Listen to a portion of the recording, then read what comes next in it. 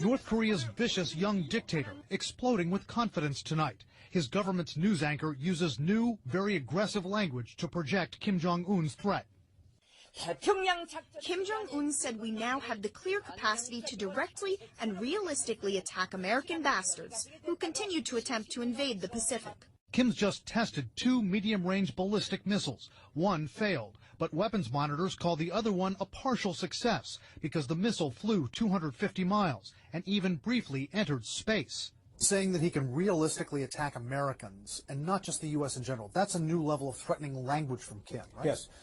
The potential for provocation and provocative language is enhanced by Kim by the fact that now he has the technology that goes to match the language. When Kim perfects the so-called Musadon missiles he just tested, experts say he'll be able to strike the Aleutian Islands in Alaska or U.S. military units on Guam. A U.S. intelligence official tells CNN tonight Kim's aggressive language, his celebration of this missile launch, underscores his regime's aspiration to be recognized as a nuclear power. Analysts say Kim also wants to fend off the threat he perceives from his principal enemies, who've just wrapped up a massive military exercise on his doorstep. He wants to deter America from even threatening to intervene. He wants to deter South Korea at the same time, obviously.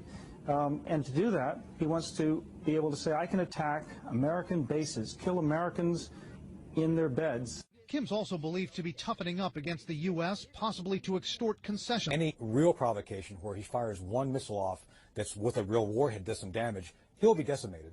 Pyongyang will become essentially a bowl of glass, and I think he knows that. Still, there are tens of thousands of Americans in Kim's line of fire. More than 28,000 American troops are deployed in South Korea. Analysts worry tonight that if Kim tries to provoke South Korea with artillery fire, maybe a commando raid, that a mishap, a miscalculation from Kim's forces could harm those Americans, then we could be in for a dangerous escalation. We are just getting this in. The U.S. officials we are speaking to, Brianna, are telling CNN there was a very serious incident with the Iranian Navy yesterday. Now, this is just one day after that video everyone saw of a different incident. But yesterday, in the northern end of the Arabian Gulf, there was an Iranian fast attack craft that came out into the water and began harassing 2 U.S. Navy ships and a Kuwaiti Navy ship. The Iranians, we are told, were circling the Navy ships. They were coming close.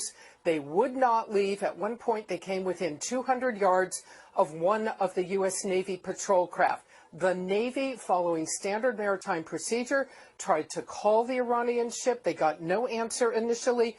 They fired flares. They did then have, a U.S. official says, a brief radio-to-radio conversation with the Iranians, but still, the Iranians did not leave. At that point, we are told that this U.S. Navy patrol craft, the USS Squall, then made the decision and fired 3 warning shots into the water to warn the Iranians to pay attention and to back off.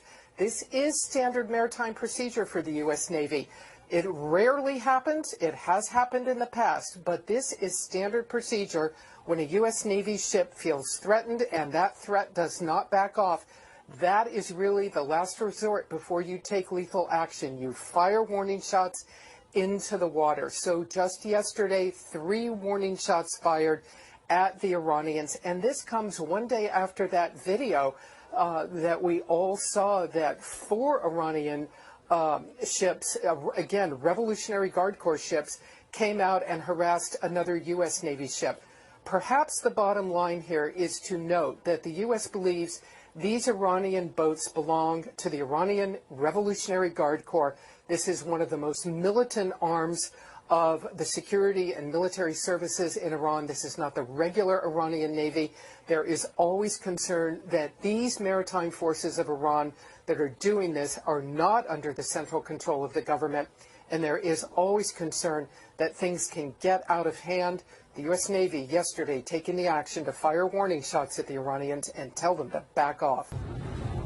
Hey, Amra, those propaganda photos out of North Korea really are remarkable because they reveal a side of the North Korean leader Kim Jong-un we don't normally see, as he was celebrating with his scientists, projecting so much confidence that he feels he has finally perfected this missile technology capable of delivering a nuclear warhead. to his enemies, including the United States. Rising from the waters off the eastern Korean peninsula, an ominous new threat from North Korea, the successful test firing of submarine-launched ballistic missile Hukguk-song, meaning Polaris, the North Star. A weapon North Korean leader Kim Jong-un says puts the U.S. and its allies within striking range of a nuclear attack. A triumphant announcement on the North Korean news. State propaganda images claim to show a perfect launch.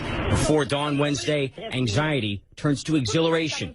Kim Jong-un and his officers smiling, laughing as they track the missile some 500 kilometers, more than 300 miles, further than any previous attempt. The testing and the phase of the development is very rapid. A launch attempt just last month failed. A missile fired 4 months ago in April traveled just 30 kilometers, around 18 miles.